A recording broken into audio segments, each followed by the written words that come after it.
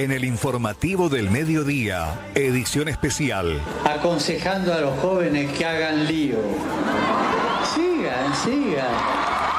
Uno conoce a la persona que habla y dice, qué mentiroso que sos. Francisco, vida y legado del Papa, que admiró al Paraguay. Que en toda América la mujer paraguaya es la mujer más gloriosa. Porque esa mujer, la mujer del Paraguay, llevó adelante la patria, la lengua y la fe. Gracias, Santo Padre, por bendecir Paraguay.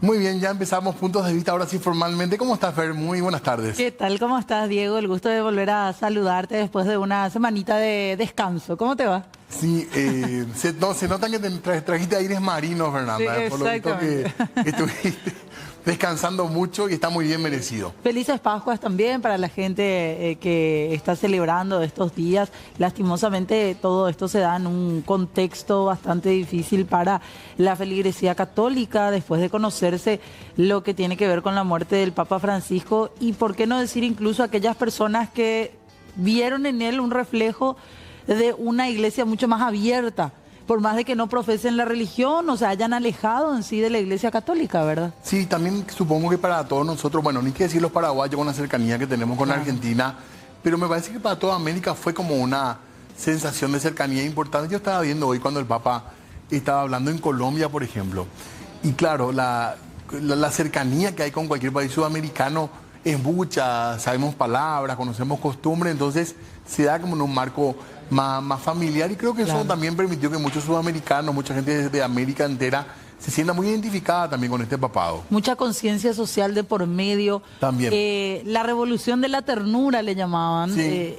En una muestra en sí de la misericordia que él buscaba pregonar a través del amor, a través de la aceptación de todos y todas dentro de la Iglesia Católica, fue lo que, como te decía Diego, logra acercar aún más para nosotros, por eso que decías, ¿verdad? Sí. Por esa cercanía latinoamericana, pero no solamente eso, a muchos que ni siquiera son creyentes, no profesan la religión católica, no creen en Dios incluso, gente atea que por lo menos veía una figura esperanzadora en la figura o en el Papa Francisco, en Jorge Bergoglio, y todo esto en un contexto bastante difícil, social, político, en todo el mundo, porque es innegable decir también que el Papa Francisco fue un líder sumamente imponente respecto a sus opiniones por sobre todo.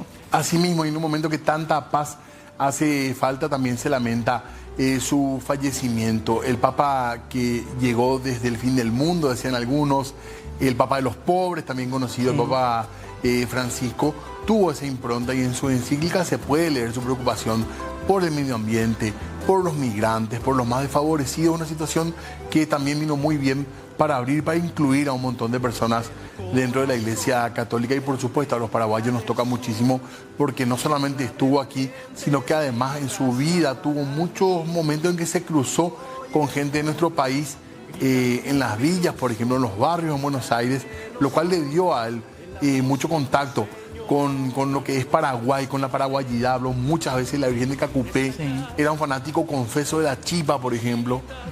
O sea que había muchos puntos culturales muy cercanos con Francisco y eso también, por supuesto, vamos a extrañar y lamentar. Así es, y queremos hablar un poco de la partida, de la muerte del Papa Francisco el día de hoy con nuestro invitado, el Padre Narciso Velázquez, que ya nos acompaña, el cura rector del Santuario del Santísimo Sacramento. Padre, ¿cómo le va? Gracias por venir. Muy buenas tardes, un gusto de verdad estar aquí con ustedes, agradezco este espacio, definitivamente también para nosotros un momento significativo.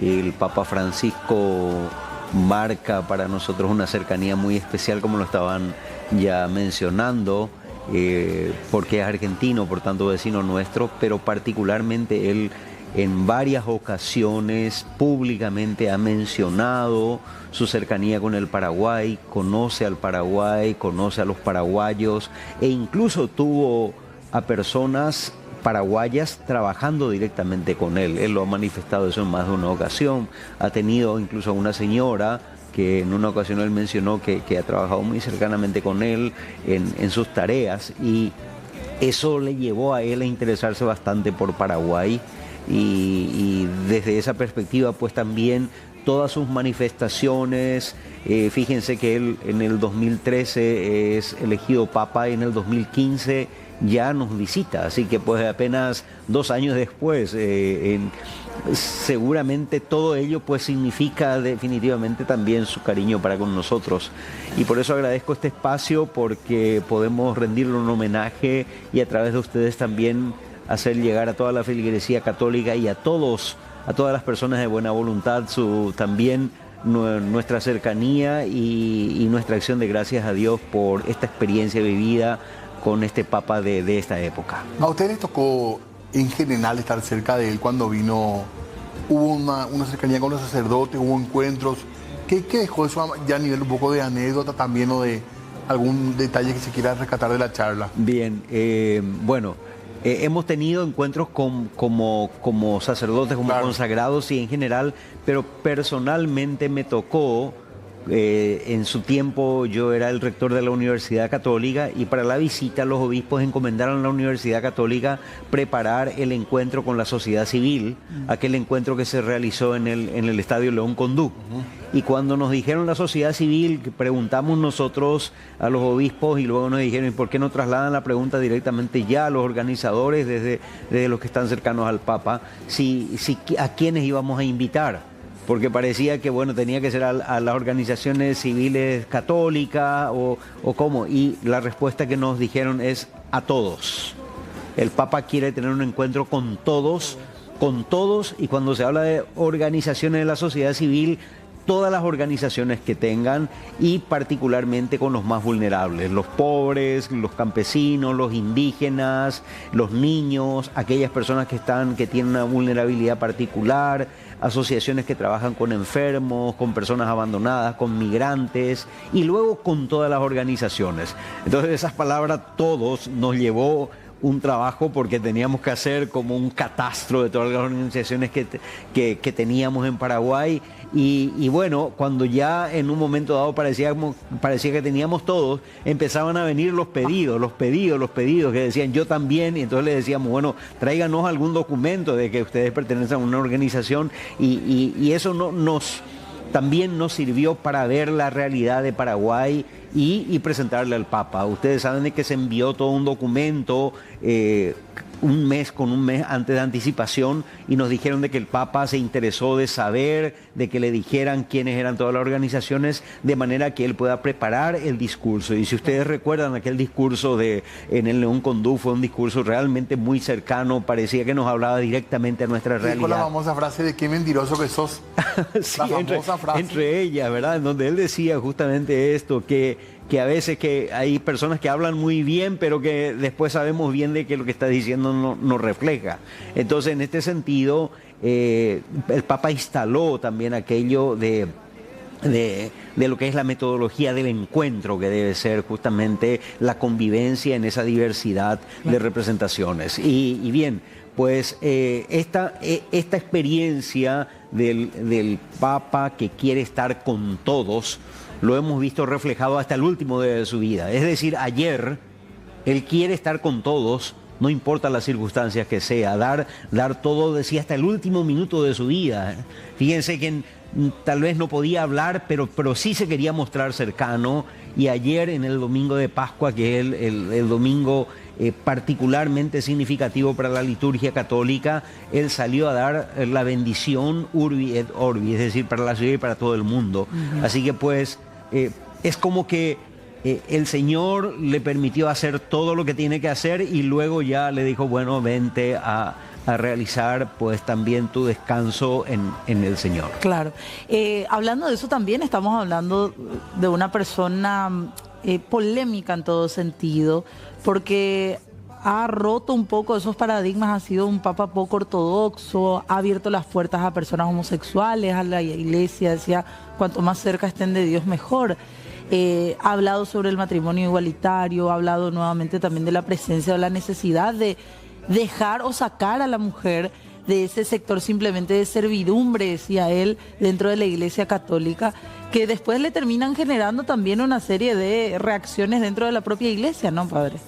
Claro, definitivamente el Papa que quiere estar con todos, hay que mirar un poquito todo el trayecto de su propia vida. Ha sido en su época de sacerdote y de obispo también un obispo muy cercano. Él trabajó mucho en las villas de Buenos Aires, él era arzobispo de Buenos Aires desde muy pronto, hace bastante tiempo que él es obispo, y todo eso evidentemente a él le hizo palpar una realidad en donde pues todos tienen necesidad de Dios.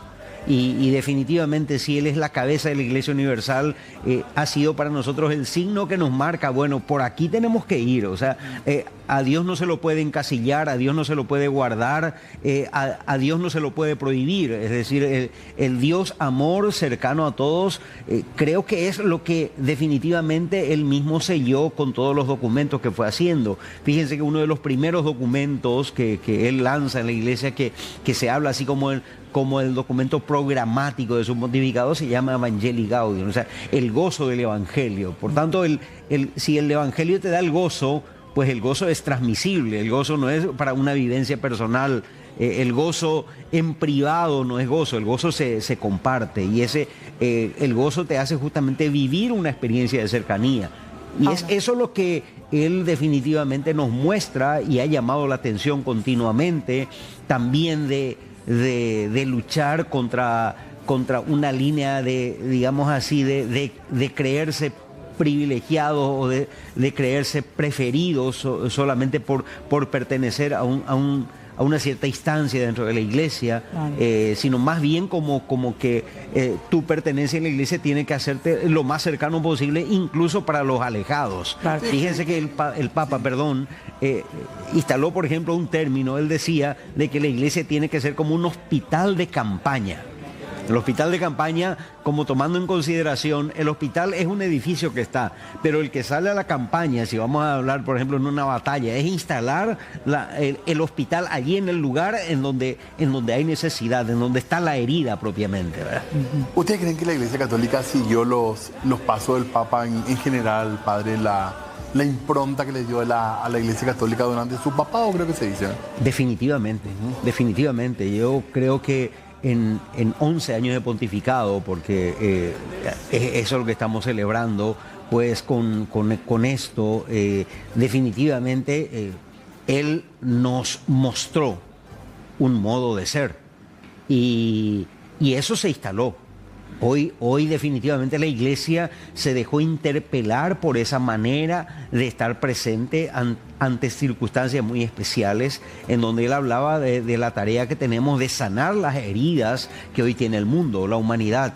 Y es por eso que él incluso abre toda esta conversación que ya venían haciendo también los demás papas, tanto el Papa Juan Pablo II como el Papa Benedicto XVI, estas conversaciones con las otras religiones, y como diciendo, nosotros que hablamos de Dios, nosotros que tenemos religión, bueno, pues tenemos que ser los que de alguna manera amparamos mediante el amor de Dios a la humanidad.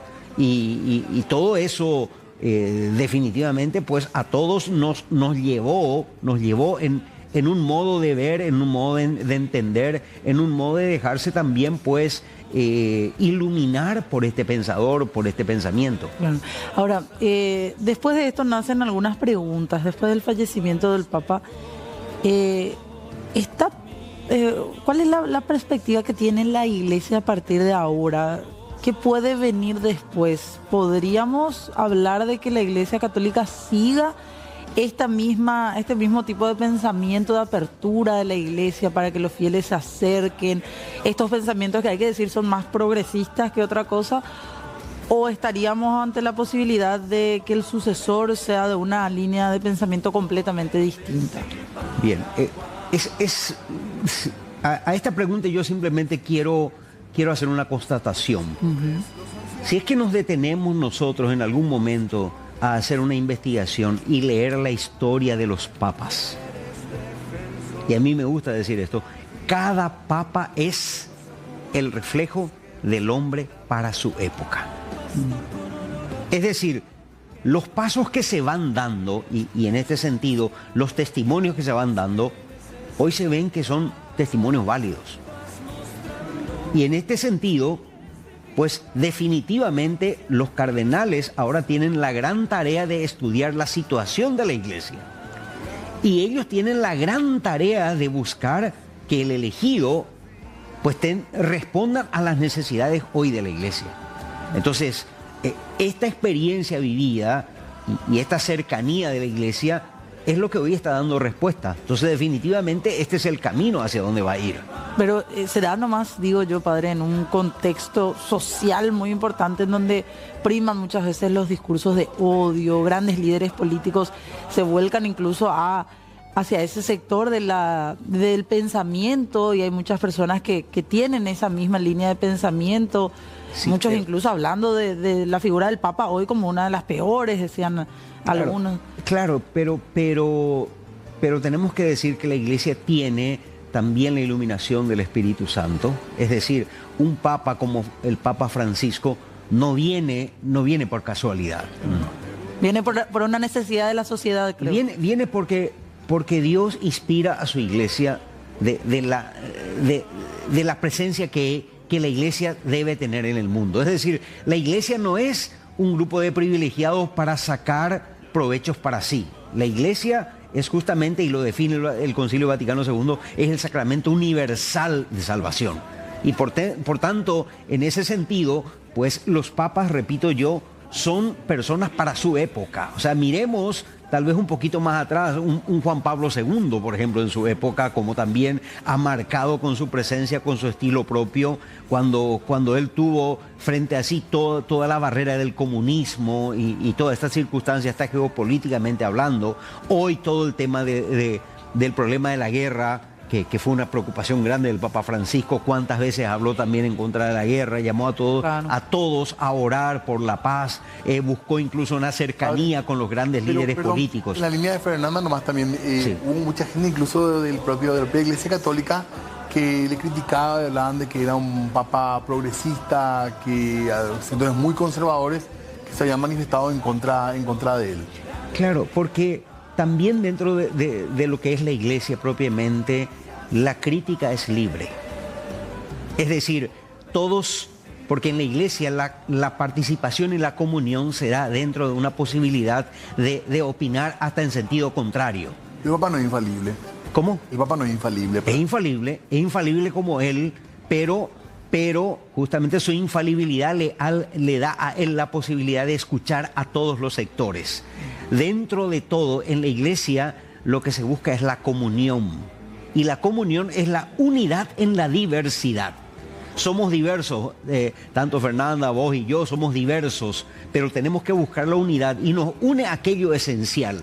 Tal vez hay muchas cosas en las cuales no estamos de acuerdo. Tal vez ustedes no están de acuerdo con la ropa que yo use, etcétera. ¿Por qué usted vestía así? Pero bueno, al final estamos aquí juntos. Es esa la línea de la Iglesia. Entonces, esa comunidad es la que justamente lleva finalmente a vivir un testimonio a pesar de la diversidad. Y todos los papas han tenido siempre críticas y críticos en este sentido, pero finalmente la crítica lleva como a hacer una evaluación al final. Mira que yo no estaba de acuerdo contigo en esto, pero hoy veo que esto es el resultado. Padre, nosotros tenemos que hacer una pausa. Queremos hablar un poco también de la parte protocolar, no sé si decir, ¿verdad? El rito funerario, el cónclave que se viene, porque pasado un poco este tiempo de dolor viene esa parte también que es muy atractiva, que digo yo, ¿verdad? Porque no sé, tiene muchas cosas interesantes, ¿verdad? Los cardenales ahí encerrados, no hay ningún tipo de comunicación, así que queríamos preguntar también un poco por eso, pero tenemos que hacer un corte, ¿verdad? Exactamente. Con mucho gusto. Gracias, padre. Seguimos con más a la vuelta de la pausa. Ya volvemos.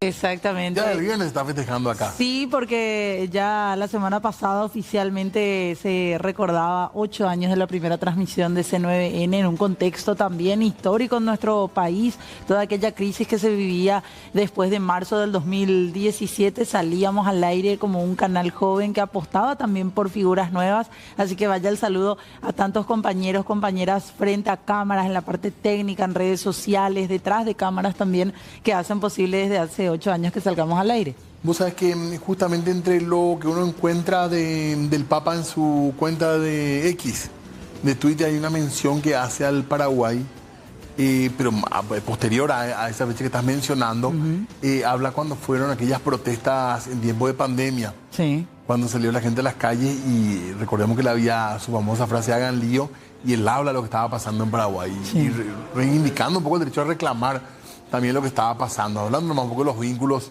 de Francisco con el Paraguay, en medio también de esto que empezamos a charlar ya que tiene que ver con lo que se viene, claro, la sucesión. Después del día de hoy...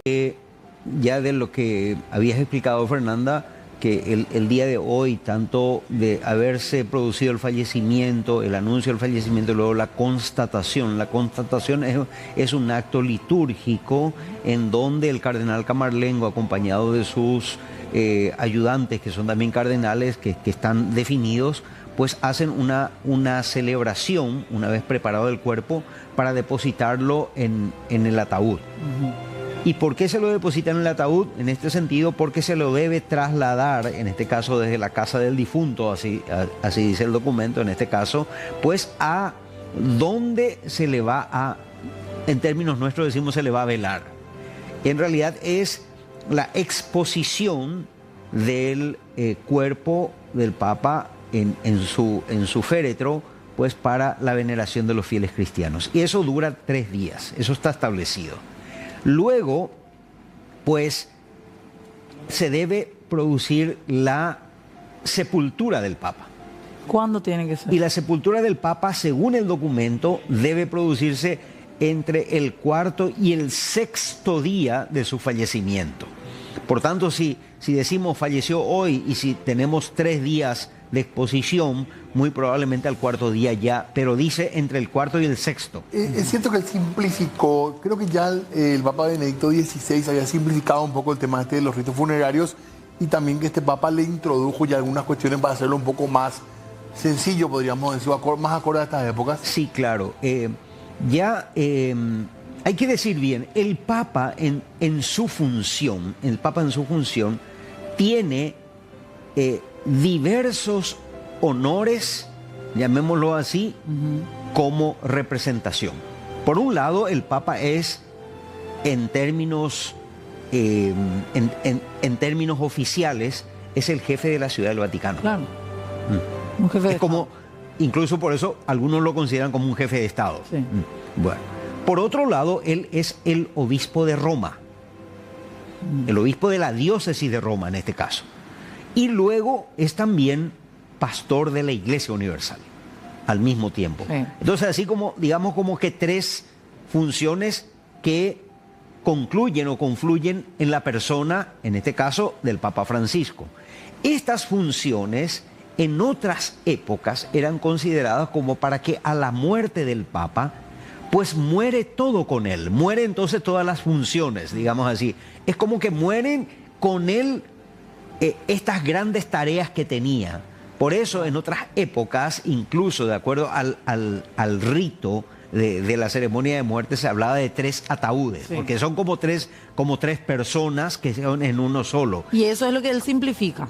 Claro, pero eso ya no es que, bueno, él oficializa la simplificación, porque ya los anteriores papas habían establecido, no directamente con un documento, así como lo dijo el Papa, pero sí lo habían dejado para que sea de esta manera su funeral. Y el Papa sí, eso lo establece. Entre el 4º y 6º día el funeral. Así mismo, el funeral. Ese funeral tiene también toda su pomposidad, y es lo que también el Papa Francisco lo simplificó, sobre todo para que sea más cercano a toda la gente y sea más sencillo. Así, cualquiera de nosotros, cuando tiene un funeral, se acerca a los familiares y está también expuesto el féretro del ser querido. Y es lo que quiso el Papa, pues, oficialmente dejar ya como un precedente, incluso para sus sucesores, seguramente, ¿verdad? Ahora, esta sepultura, también es importante decirlo, estaba, pues, por costumbre determinado en lugares específicos. Algunos papas han optado ser sepultados en un lugar específico. Otros papas, y la mayoría de los últimos, fueron sepultados también en la cripta vaticana, se llama eso, que es en la sepultura del apóstol Pedro, en donde hay toda una zona donde está la sepultura de los papas. Sin embargo, el papa ha querido, y él ha dejado, ya ahora está publicado oficialmente el testamento, donde él ha pedido que él sea sepultado en una de las basílicas de Roma, en una de las basílicas que es el de Santa María la Mayor. Entonces, eso por decir un poco. Luego, lo que está establecido es que las exequias del Papa, las celebraciones, duren 9 días. Por tanto, eso se extiende por 9 días en total desde el día del fallecimiento. Y ahí habría que empezar a pensar en que puede comenzar el cónclave. No, el cónclave, digamos así, está determinado, está convocado de por sí desde el momento que se da la sede vacante. Ahora, oficialmente se dice el cónclave va a comenzar tal día y esa es tarea de Camarlengo. Pero por decirlo, está establecido ya. Pasa de que, a ver si es que me permiten una breve explicación. Cuando uno es elegido papa, hoy elegido papa, lo primero que él tiene que hacer es, porque es su atribución, él hacer la cabeza, y voy a utilizar el término, la cabeza primera y última de la iglesia, ¿verdad? Se suele utilizar la palabra supremo, pero al Papa Francisco no le gustó esa palabra. Él dice, más bien yo soy el pastor, el primero, y de hecho ya otros papas habían establecido el siervo de los siervos de Dios. Bueno, muy bien, pero él tiene que decir, hoy soy el Papa, bueno, ¿y cómo se va a hacer en caso de que yo quede impedido o fallezca? En el momento. Y esa es la determinación que tiene la iglesia establecida, por eso tiene con todos los elementos, hasta con lo impensable, digamos así, cómo se tiene que obrar. Para eso también se establece una persona que es encargada de gestionar los bienes de la iglesia, cómo se tiene que trabajar, qué cosas se tiene que prever para todo, que es el cardenal Camarlengo, que es el gestor administrativo de la Casa Pontificia. Y en ese sentido, pues está establecido todo cuánto es lo que dura, y ya también se establece de que apenas se sabe que la sede queda vacante, es decir, se entera del fallecimiento, está establecido que todos los cardenales deben ir a Roma. Porque desde ese momento el colegio cardenalicio es el que queda encargado del gobierno de la iglesia. Okay. Gracias, padre, muy amable. Realmente vamos a tener que hablar todavía de esto, de los candidatos, por una cuestión de tiempo más ya vamos a ir cerrando, padre, pero le agradecemos mucho su presencia aquí, muy amable. Con mucho gusto para ustedes por esta oportunidad y sobre todo creo que es un gran servicio también. La gente está atenta y todos sentimos el dolor de la separación del Papa, pero es también un momento de acción de gracias a Dios por todo lo que nos ha regalado a través del Papa Francisco. Totalmente, gracias, padre. Tenemos que hacer una pausa. Breve pausa, volvemos enseguida con más información.